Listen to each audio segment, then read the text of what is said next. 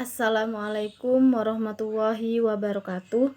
Nama saya Wardiatuz Zakiani Lamsari dari Prodi PIAUD semester 1. Saya akan menyimpulkan presentasi dari kelompok 7 yang berjudul Sejarah Zikir Manaqib Al-Qadiri.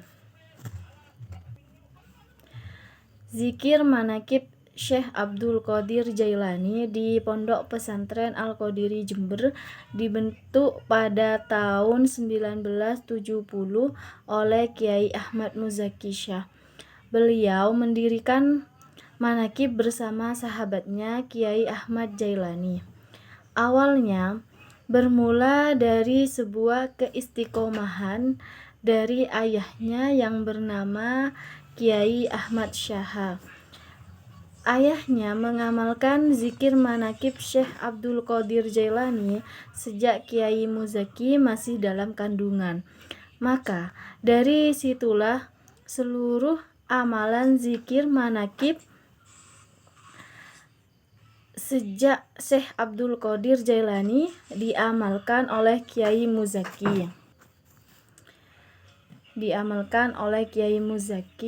Hingga menginjak dewasa dan mempunyai pesantren sendiri. Pada saat itu, jamaah manaqib diikuti oleh santrinya saja.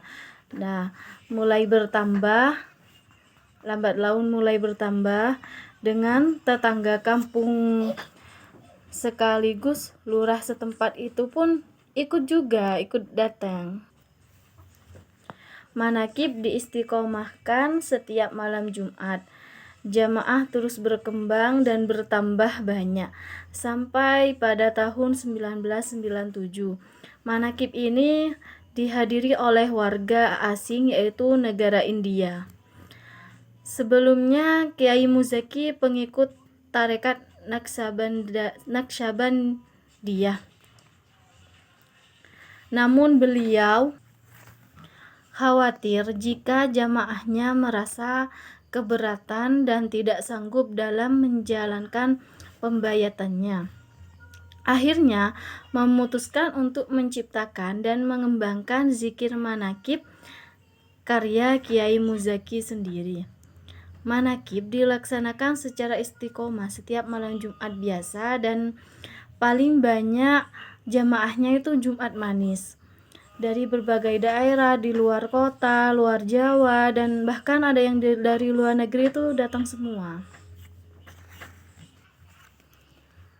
Dan zikir manaqib berkembang di bagian daerah-daerah dan luar negeri, luar kota yang dipimpin oleh santri Kiai Muzaki atau alumni santri Pondok Pesantren Al-Qadiri.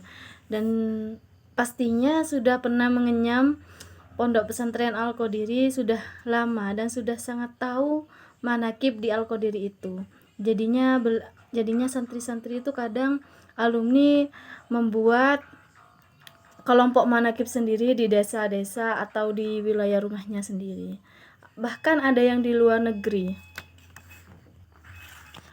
Tujuan zikir manaqib mengajak masyarakat gemar berzikir dengan tidak membedakan dari golongan manapun, dan juga bertawasul kepada Syekh Abdul Qadir Jailani dengan harapan permohonannya dikabulkan oleh Allah, dan untuk memperoleh berkah dan karomah Syekh Abdul Qadir Jailani, dan juga sebagai wujud kecintaannya kepada para kekasih Allah, dan sebagai implementasi dari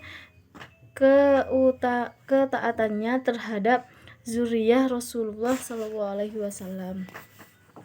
Sebelum ada manaqib, ayah beliau atau ayah Kiai Muzaki Syah sudah mengamalkan manaqib. Jadi ayah beliau ini ingin putra-putranya meneruskan manaqib. Setiap minggu itu kadang menyembelih ayam untuk rasa syukur. Tirakat orang tua itu perlu. Nah, itu termasuk tirakat dari orang tua agar anak-anak kita itu nanti sukses. Contohnya seperti yang sekarang lagi viral, lagi marak, sholawatan Gus Ikdam. Itu Gus Ikdam baru merasakan tirakat orang tuanya saat ini, karena sudah menjadi terkenal dan memiliki jamaah yang banyak dengan amalan-amalannya. Gus Ikdam itu sendiri. Manaqib itu adalah kisah atau biografi para ulama. Biasanya pada saat Jumat Manis atau Jumat biasa itu, Kiai Muzaki itu menceritakan kehebatan Syekh Abdul Qadir Jailani.